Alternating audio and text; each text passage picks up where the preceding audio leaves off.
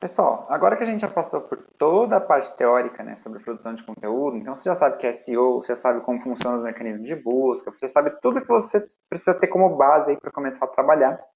Então, eu vou trazer sei lá, 2, 3 aulas para a gente fazer isso na prática, né, mostrar como que eu monto os meus conteúdos, como que funciona o meu trabalho, para que você possa replicar aí do seu jeito e, lógico, adaptar aí de acordo com o que você pode fazer. Um erro muito comum que diferencia os profissionais dos amadores na área de produção de conteúdo é como eles lidam com os conteúdos, né? Então, a primeira parte, quando você recebe uma pauta, não é sair digitando, sair escrevendo o que você bem entende sobre o tema, tá? Você precisa analisar essa palavra-chave e saber como usar ela, como trabalhar com ela ao longo do seu conteúdo. É isso que a gente vai fazer nessa aula, para você entender uma abordagem profissional de um conteúdo. Para isso, eu trouxe aqui um case real, né, que a gente vai montar. Vai ser um artigo publicado oficialmente lá no nosso site, no Conexão Freelancer. Não é tão real assim, porque afinal de contas o projeto é meu, então não tem um cliente para aprovar. Mas eu também não poderia trazer aqui um cliente real, porque em todos os casos eu tenho confidenciabilidade, né? Então eu não posso aqui expor para quem eu estou produzindo o conteúdo, salvo uma outra exceção, mas essa exceção eu tô sem pauta para produzir no momento. Então, para a gente não travar o curso, eu vou fazer aqui mesmo, ok? Mas se você tiver alguma dúvida aí sobre aprovação, tá com dificuldade, me chama lá nos comentários, manda um e-mail lá no Conexão que a gente vai conversar. Em relação à pauta, eu trouxe a seguinte pauta, né? Motivos para trabalhar como freelancer.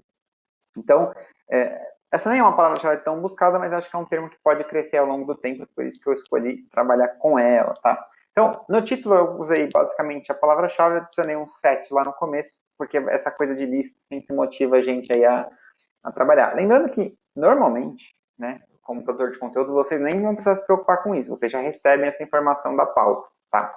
O que a gente vai precisar analisar é do próximo slide em diante. Então, qual que é o objetivo de uma palavra-chave como essa? Assim, pô, beleza, eu falo no meu portal para freelancers, né, para pessoas que trabalham independente. Mas se a pessoa já trabalha como profissional, ela precisa de motivos para saber como trabalhar como freelancer, ou por que trabalhar como freelancer?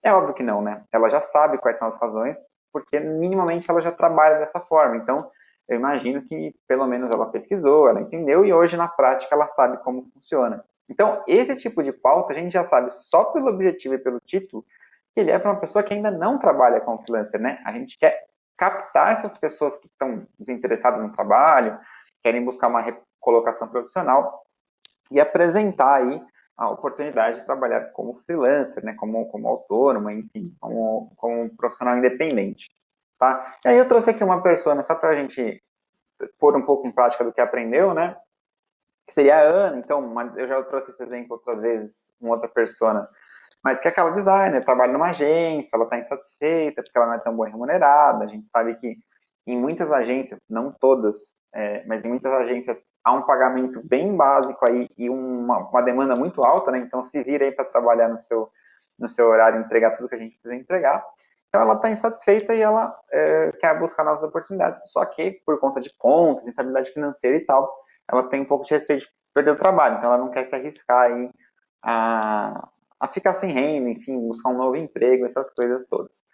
O trabalho freelancer é uma ótima oportunidade nesse sentido, porque ele permite, então, que ela comece a fazer uns freelas sem perder esse trabalho inicial e depois possa ir migrando de carreira, de forma de atuação e tal. É para isso que a gente vai fazer esse artigo, né? Para esse tipo de persona, para pessoa que ainda não é freelancer e que quer, de alguma forma, aí, chegar nesse tipo de trabalho, ou até buscar só uma recolocação e usar o freelancing como uma ponte para essa mudança, enfim. E a gente não pode esquecer que o nosso tom de voz tem que estar aderente à nossa persona, né? Eu estou falando com pessoas jovens, né? Dificilmente uma pessoa mais consolidada vai se expor a esse tipo de transição, a ir para um ambiente online, fazer uma coisa um pouco mais distante do presencial. Mas ao mesmo tempo ela precisa ser informativa. A gente está falando sobre trabalho, sobre carreira, né? Então, se eu usar um tom muito despojado, essa pessoa talvez até fique um pouco cética em relação ao que eu estou apresentando, né? Se eu começo a falar muito de brincadeira, uma linguagem um pouco jovial demais mesmo, apesar de ser um perfil mais jovem, mas com menos tempo de carreira no mercado de trabalho, é preciso sim manter aí um tom com leveza, né, para não ser um artigo muito duro, muito, muito quadrado, e também informativo, né, pelos motivos que eu mencionei. Além disso, ele vai ter um caráter um pouco mais genérico, né, pelo próprio tema.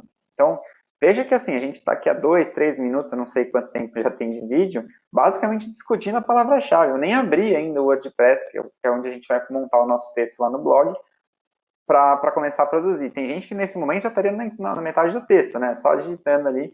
Mas assim, como é que a gente vai produzir um conteúdo sem entender o motivo, a finalidade, por que esse conteúdo está sendo demandado? Isso faz toda a diferença na hora da aprovação lá com o cliente final. Você entregar algo aderente ao que ele está esperando, ao que ele está querendo. Ok? Além disso, a gente precisa fazer uma análise dessa palavra-chave. Agora a gente só falou sobre pauta.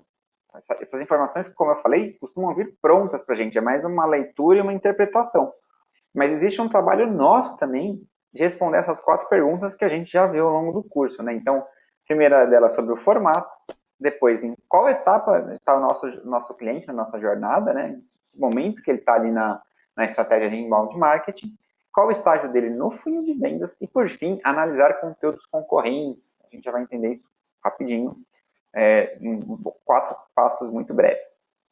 Primeiro, lembrando, esses são os formatos de conteúdo que a gente tem mais importantes, tá? Eles não são os únicos, você pode ter podcast, enfim, tem uma série de coisas aí que você pode fazer, mas esse curso é voltado para artigo, né? Então a gente vai produzir um artigo, ele poderia virar um e-book mais para frente, a gente poderia fazer um vídeo para complementar esse artigo, que no caso vai ser justamente essa aula, e você também pode preparar um e-mail, né? Eu posso mandar um e-mail para minha base divulgando esse artigo, que é o que eu farei lá na newsletter mensal mais para frente, no outro mês, quando for o momento de eu fazer esse tipo de compartilhamento. Mas a gente vai focar aqui no artigo. Segunda pergunta, em qual etapa está o nosso cliente? Né? Então, vocês devem lembrar aí dessas 4 etapas de inbound marketing, né? Que se chama a atração, a conversão, a venda e o encantamento, que basicamente é levando o seu cliente nessas 5 etapas, ou o cliente do seu cliente, né? Sei que é um pouco redundante, mas acho que deu para pegar a ideia. No nosso caso, obviamente, a gente está neste comecinho aqui, né, de atração. Então, esse é um conteúdo muito iniciante, né, muito básico para trazer gente que não conhece um freelancer. Como que poderia ser um conteúdo mais para a parte final, né? O cara um conteúdo que já é freelancer, né? Então, ferramentas para melhorar a sua produtividade enquanto freelancer. Beleza, ele já está mais para o final, né? Já é meio que um cliente, um consumidor ativo do site, mas não é o caso desse conteúdo que a gente vai produzir. Então, eu preciso ter isso em mente na hora de produzir o conteúdo, na hora de escrever.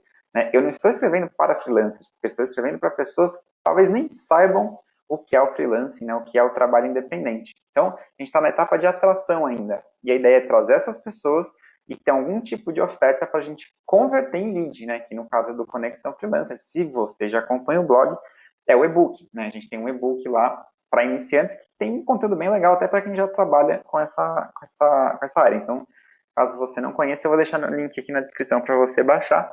Mas lá no final do texto a gente vai chamar o leitor para essa atividade e oferecer o e-book gratuito para que ele possa baixar.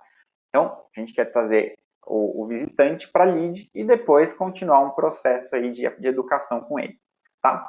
No caso de funil de vendas, a mesma coisa, né? A gente tem o topo do funil, que é aquele momento que a pessoa vai descobrir algo, que é o nosso caso. O meio de funil, que já é uma pessoa interessada e tal, e o fundo de funil é o cara que já é freelancer e atua dessa forma. Então, naturalmente, conteúdo de atração, ele é de topo de funil, né? Então o cara está aprendendo sobre essa atividade, está descobrindo como ele pode trabalhar dessa forma, e aí a gente vai trazer ele, e conforme ele for se avançando naquela jornada de compra, ele vai descendo também no nosso funil de vendas. Por fim, e muito importante, a gente precisa fazer uma pesquisa de concorrentes, tá? O que é isso? É pegar a nossa palavra-chave, né, o nosso termo, de alguma forma, pegar alguma variável. Eu coloquei até motivos para ser freelancer aí, né, em vez de trabalhar, mas vocês podem ver aí que nos resultados da busca, o próprio Google, como eu já expliquei outras vezes, ele é muito semântico, né? Então ele já entende que as palavras se relacionam e a gente vai entrar nestes links, tá? Eu até vou sair aqui da apresentação para a gente poder entrar aqui nos links, e, que é essa página aqui, e dar uma olhada no que os outros sites já estão produzindo sobre o assunto. Né? Então tem aqui a Content Tools, que tem o conteúdo 5 motivos para não deixar de ser freelancer Content Tools. Né? Então esse provavelmente aqui é um texto meio de venda, já um funil de vendas um pouco mais avançado que o nosso, para tentar converter pessoas a trabalhar com eles. Né? Então vão ter os motivos aqui para baixo, né? Eles vão vão colocando os motivos e tal. E aí, qual que é a ideia dessa atividade? Você pode fazer isso com outros sites, né? Eu abri aqui vários para a gente dar uma olhada. Flexibilidade, folga, currículo e tudo mais. Aqui tem o da Rock Content, né? Com as opções deles também, categorias, tarefas, conteúdo. Veja que, assim, a proposta desses textos é muito parecida com a nossa proposta, né? Com o que a gente quer. E tem mais um aqui também, do blog 99 Freelance, que é uma workplace para freelancer, né? A mesma coisa. Tem baixo custo, renda extra, ser seu chefe, enfim. A ideia aqui é você entender os conteúdos atuais. Lembrando, esses conteúdos, eles são de sites fortes, né, do universo freelancer, então Rock Content, Contentudo e tal, mas eles estão essencialmente bem posicionados no Google. Então, o que a gente está fazendo aqui é pegar os conteúdos próximos ao que a gente vai montar e entendendo o que eles estão entregando. A ideia aqui é entender o que a gente tem que abordar para, pelo menos, nivelar o conteúdo com esses que o Google entende como excelentes e trazer alguma coisa a mais, né? A gente tem que complementar. Por quê? Como esse conteúdo que eu estou fazendo vai ser lançado com atraso, se eu fizer mais do mesmo, um site que é bem menor, que é pelo menos no momento que eu gravo esse vídeo, que é o portal do Conexão Freelancer, em relação a esses sites grandes, eu dificilmente vou posicionar bem, né? Eu preciso aí que o nosso conteúdo seja melhor, mais interessante, mais completo que os demais, para aí sim a gente poder mostrar relevância nos mecanismos de busca, tá?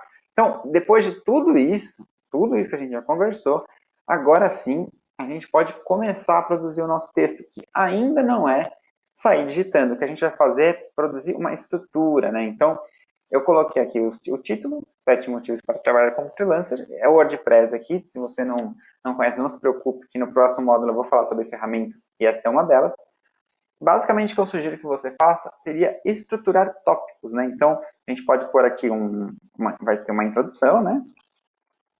Veja que eu não vou produzir nada agora, eu só estou organizando meu conteúdo. Aí eu vou querer um título H2 de quais os motivos, né? Para trabalhar como freelancer. Vejam que eu já estou pensando aqui em usar a palavra-chave num H2, que é importantíssimo.